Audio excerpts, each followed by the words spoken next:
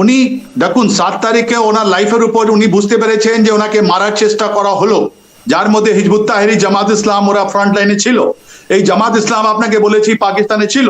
উনি যখন এসছেন ওনার প্লেন ঢাকা না নেবে অন্য জায়গায় গেছে, তারপরে উনি ইনভেস্টিগেশন করতে আরম্ভ করলেন। ওর মধ্যে উনি পেলেন যে ওনাদের কোয়ার্টার মাস্টার যিনি আছেন লেফটেন্যান্ট জেনারেল ফাইজুর রহমান, উনি ইনভলভ ছিলেন, উনি সব সঞ্চালন করছিলেন ন্যাপটো থেকে।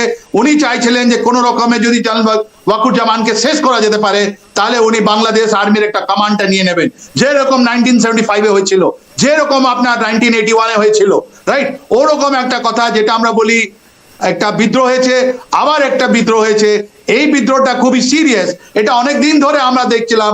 এর অনেকগুলো আজকের দূরগামী প্রভাব হবে। এটা যারা বাংলাদেশ আর্মি আছে ওটা 4টে ফাড়, লম্বা লম্বা ফাড়, ভার্টিক্যাল ফাড় আমরা বলছি।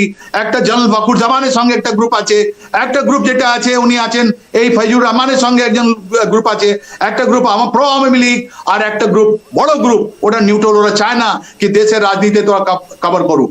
আজকে আমরা ধাপে ধাপে যখন খবর আসবে, আপনারা যখন ব্রেক করেছেন তখন এটা তো ওদেরকে রিয়াকশন দিতে হবে, ওদেরকে লেফটেন্যান্ট ফজলুর রহমানকে ক্যামেরায় আনতে হবে, নাহলে ওদেরকে বলতে হবে yes he has been arrested. আর ওর সঙ্গে কত লোক অ্যারেস্ট হয়েছে, কত ক্যান্টনমেন্টে গিয়ে ওদের কাজ হয়েছে, এইটা আপনাদের বুঝতে পারার পর আমরা একটা অ্যাসেসমেন্ট লাগাতে পারবো কি how fragile his lieutenant general Wakuruzzaman position in Bangladesh army.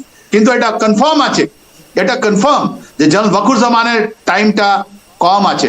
He should look toward the second rung leadership. আর উনি বাংলাদেশকে ওনাকে ছাড়তে হবে। ওনার আগেনস্টে আছে মানুষজন যিনি আছেন ওরা বুঝতে পেরেছেন ওনাদেরকে ঠকিয়ে দেওয়া হয়েছে, তাই জন্য ওয়াকুরুজ্জামানের উপরে একটা প্রেশার পড়ে গেছে। এটা যদি 6 মাস 7 মাস হয়ে গেলে এখন দেখুন আপনি পয়সার ব্যাপারটা ঘুরে আসলো, আমেরিকার কথাটা ঘুরে আসলো।